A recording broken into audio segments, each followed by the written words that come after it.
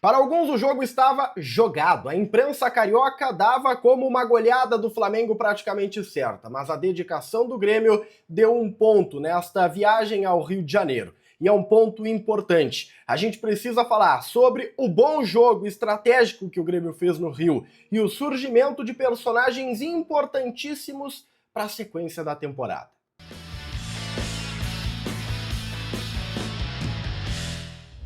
Salve galera, tudo certo com vocês? Chegando aqui no A Dupla para destacarmos o Grêmio. Eu sou o Matheus Dávila e nós vamos juntos para falarmos sobre o empate em 1-1 entre Grêmio e Flamengo, então deixa o like, compartilha o vídeo, te inscreve no canal, ativa as notificações e vem fazer parte do A Dupla.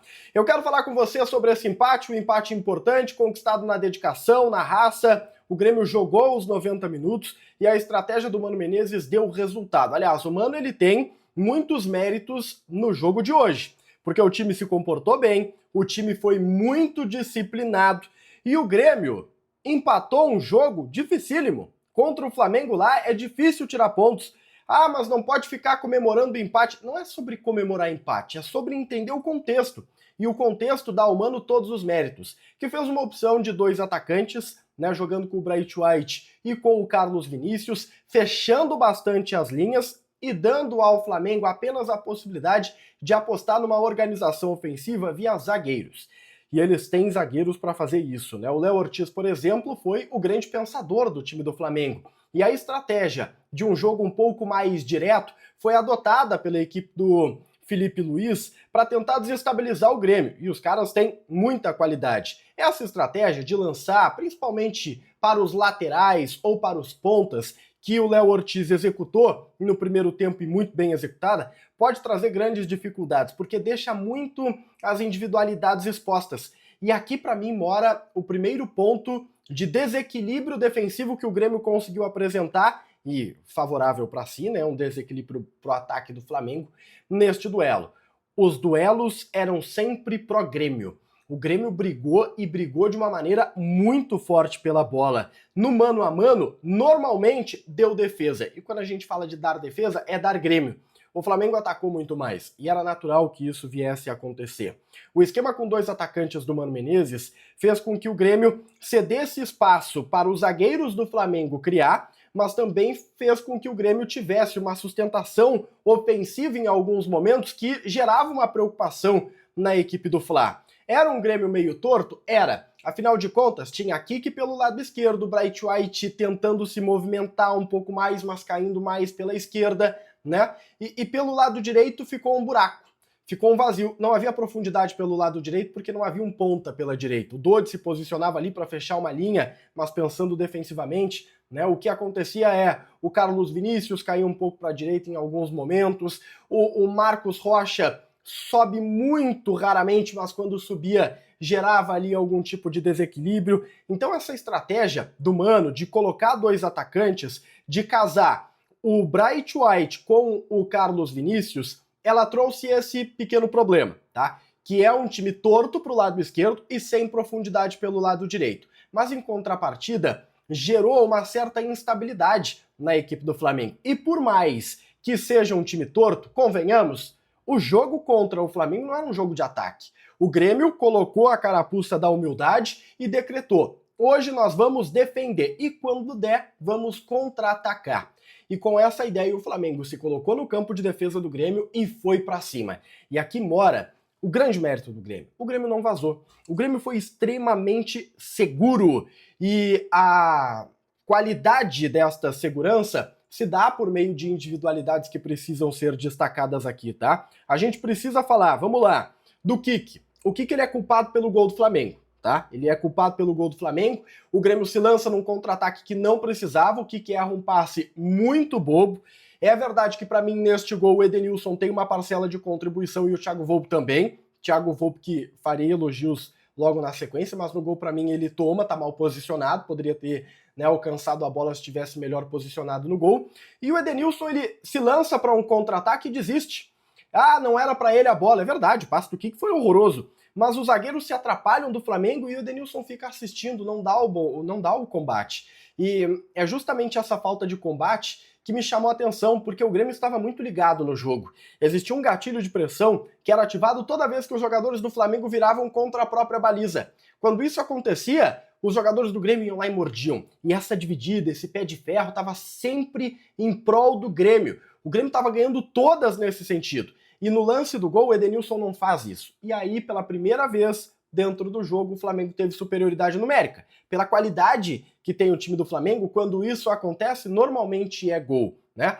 O Cuéllar não acompanhou na cobertura, o Marlon não conseguiu brecar, o Volpi estava mal posicionado. Tudo isso poderia ter sido uma maneira de bloquear o gol do Flamengo, é claro, mas tem a qualidade do Flamengo do outro lado e eu não tiro essa qualidade. Por isso ter matado lá na frente era tão importante. Enfim, foram muitos erros no momento do gol, mas tem muito a qualidade do Flamengo também nessa construção e convenhamos, jogar 90 minutos contra o Flamengo sem cometer erros é muito difícil você fazer o jogo perfeito. Só que aquele 1-0 Flamengo, eu olhava e dizia, pô, tá injusto isso aqui, cara. O Grêmio tá se dedicando tanto, o Grêmio tá construindo, né, uma vitória defensiva importante sobre o melhor ataque do Brasil, que é o Flamengo. O Grêmio se impôs nesse jogo, de maneira que perder para o Flamengo, mesmo que fosse de 1-0, doía para quem está assistindo, doía para quem estava reconhecendo os méritos do Mano Menezes dentro do jogo.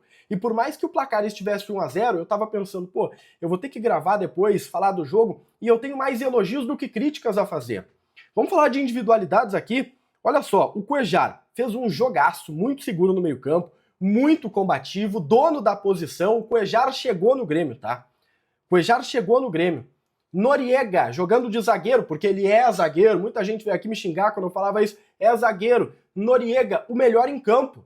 O Noriega foi o melhor em campo. O parceiro do Kahneman, um casamento perfeito, muito técnico, rápido, né? Um jogador que tem uma leitura muito boa. Pra quem falava, mas joga no peru, é fácil. Cara, ele encarou o Flamengo e não perdeu nenhuma. Nenhuma, muito pelo contrário, salvou. Ele salvou a bola que ia entrar, ele foi lá e tirou. Em mais de uma ocasião. O Noriega fez um jogaço, tá? Tirou da cabeça do Pedro quando a oportunidade no primeiro tempo apareceu. Cara, o Noriega ele foi, pra mim, disparado o melhor em campo. Thiago Volpi, errou no gol. O herói da partida. 2 milagres feitos pelo Thiago Volpi com a bola rolando. 2 milagres feitos por ele. O Flamengo poderia ter feito o gol no primeiro tempo, poderia ter ampliado no segundo tempo, e o Volpi estava lá para impedir. E personalidade para bater o pênalti, né? Mas isso aí não me surpreende, é batedor. Aliás, quando ele foi pra bola, confesso que fiquei até aliviado, porque eu olhava pro time do Grêmio, tinha quem para bater? O Cristaldo, que a gente sabe que o envolvimento dele é extremamente questionável. Não, deixa o Volpi bater, é batedor, era artilheiro lá no México, bateu bem, gol, mérito pra ele, herói do jogo, mas o melhor em campo pra mim foi o Noriega, que pra mim é zagueiro de geração, tá? Ele é jovem, tem 23 anos, mas foi contratado pra ser volante. É zagueiraço. O Balbuena infelizmente se machucou, mas o Grêmio pode estar ganhando aqui um zagueiro de geração, um zagueiro que pode ficar por muito tempo por esse lado direito, né, e ser uma figura central da construção de um novo Grêmio, o Grêmio de Marcelo Marques. Jogadaça ou jogadoraço que o Grêmio contratou o Noriega, que se apresentou numa estreia fantástica lá no Maracanã. Acho que de individualidades, eu preciso destacar que o Marcos Rocha, né, apareceu em vários momentos, muito participativo, acho ele uma liderança extraordinária pelo lado direito, não vai, mas quando vai super bem, gostei do jogo dele. Dito tudo isso, o Grêmio jogou bem, e eu acho que o Grêmio está se encontrando. Tá muito claro que quando o Grêmio joga contra times mais fortes e que atacam o Grêmio, o comportamento ele é melhor. O Grêmio sabe se defender e o Mano conseguiu construir essa mentalidade de batalha, de briga.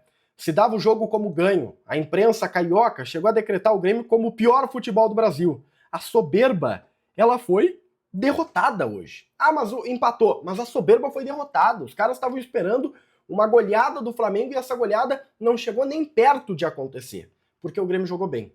O Mano encontrou um time defensivo, defensivamente falando. Agora precisa construir. Acho que a entrada do Arthur, por exemplo, nesse time, nesta plataforma, com os 2 atacantes, os 3 volantes, na vaga do Edenilson, vai somar demais.